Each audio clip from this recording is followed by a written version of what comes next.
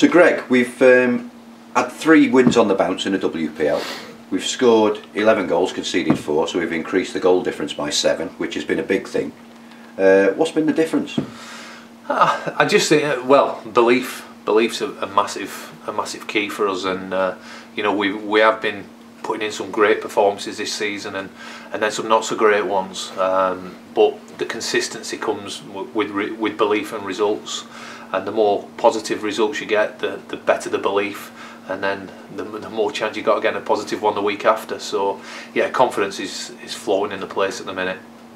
I mean, we've got some new signings, obviously. That's brought a bit of experience and maybe a little bit of aggression to the team as well. You know, we've got some good, strong players there.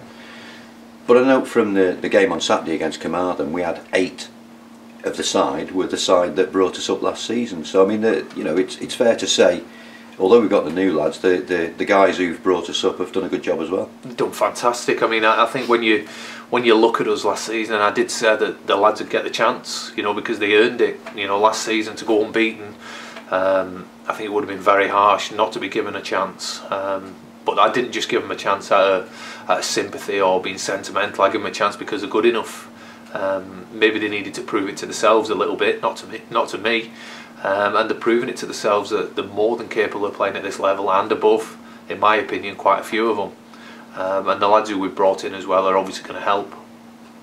I mean, we had a real crunch game against Port Talbot going back to the start of those 3 games, and that's a game that we really had to win. We won it.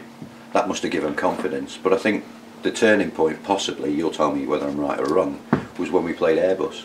That was a big scalp to take, wasn't it? It was huge, you know, because end of the day you look at it and the table doesn't lie. You know, the top 2 teams, they're there by marry, you know, and I've always wanted to challenge myself as a player and now as a manager as well against people who are perceived to be better than me, you know, because it's a challenge, and I always want to be as good as I can, and I press to the players to be exactly the same. And in my opinion, we've got better players than most of the teams in this league. And like I say, I think a lot of our players now are starting to believe it. I mean, against Airbus we had the great win, and when we've had a decent result previously in the season, it's been noticeable that we've kind of fallen away in the next game, haven't we? How pleased were you that we then took on Carmarthen and got a really good result against them? Yeah, I think that's probably a little bit unfair. I think the one that probably sticks in the mind is the Bala one, you know, where we did let ourselves down, but you know, it sounds like I'm making excuses, but it was just a couple of days after a big derby game, you know, 2 big derby games. We hadn't had the rest, and Bala had obviously a week off with the game being called off, and you know, they caught us on the hop, caught us early, you know, which is fair play to them. But I don't really think we've, other than the Newtown games, I don't think we've let ourselves down massively.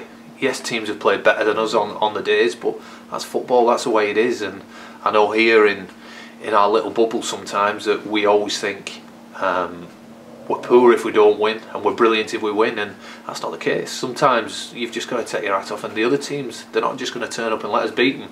They all want to beat us. They all want to win every game exactly the same as we do.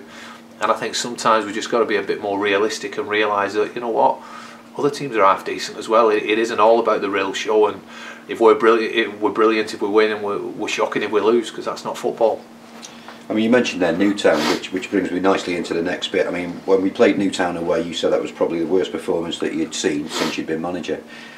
How much of a test is this for us in our next game to play them and see how we progressed? For me, hopefully, it's going to be the easiest, you know, because we've played them twice and we've let ourselves down twice, and this is no disrespect to Newtown, but in games that, in my opinion, we play anything like we can, we win the games, and we haven't played anything like we can, and we've got what we've deserved in them both, which is nothing. The disappointing thing for me is, you know, after the last one when we played at their place, and I watched the interview back from the manager, and he said, you know, we was expecting a tough game, but it was really a comfortable afternoon for us. I don't think I've ever heard anyone say that against one of my teams before, and hopefully I'll never hear anyone say it again. And for me, I don't think I'll have a big team talk to make when we play them, because players have got to prove it to themselves, and you know, I think we owe it to ourselves to certainly put in a good performance, and hopefully that'll be enough to get us the right result as well. Just go on to the injury situation now. I mean, obviously Stefan's injury is a bad one. That's going to keep him out for a couple of months, isn't it, at least? What's the situation with the rest of the side? We've got quite a lot of knocks. You know, we had 2 big games there in a week, and obviously Stefan's. You know, we're all devastated for Stefan. You know, he's worked so hard, you know, to get back to fitness, and like I say, in my opinion, he was getting back to the Stefan that we knew. You know, he's come back in and he's been fantastic since he came back in. You know, so from that one, we're all very, very upset for him, and just hope he can get back as soon as he can, even if it might not be this season. On the others, we've got a lot of niggles and a lot of knocks. As you saw, Ryan Astl's on Saturday. You know, he's a big cut on his eye, and obviously probably broken his nose as well. And other ones are just little niggles, but that's what squads are for. And looking at us, we've built a squad that's competitive. You know, and one man's misfortune is another man's fortune. You know, and it's up to the person who gets the chance to make sure that they perform and keep that shirt. I mean, no disrespect to Steph, but Chris Rim has slotted in, and really it's been almost unnoticeable, hasn't it? Well, Chris was fantastic at the start of the season, and you know, it was one of the hardest things that I've had to do, you know, dropping him, because you know, it wasn't particular that he'd done anything wrong. You know, they both made mistakes, but they're both very young players. I just felt either one of them needed a Stefan alongside him for a spell to help them progress as much as the team progress. And like I said, Chris was quite unfortunate at the time, really, but he's got a point to prove now, and I hope he proves it. What's the situation with Tom Rowland? Tom's had an operation now on his knee, which is obviously, once they've got in there, it's worse than they thought it was going to be.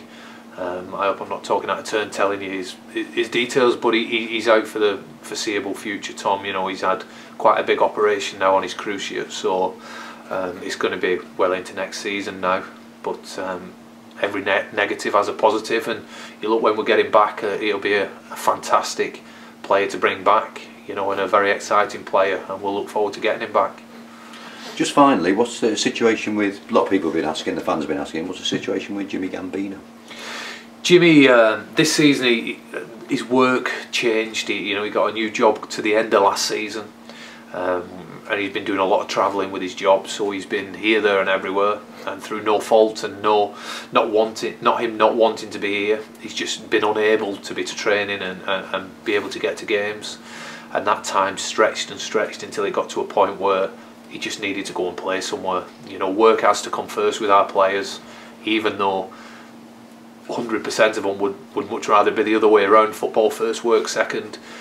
So Jimmy's gone, and he's gone on loan to Flint, and he's going to play till the end of the season and get his fitness up.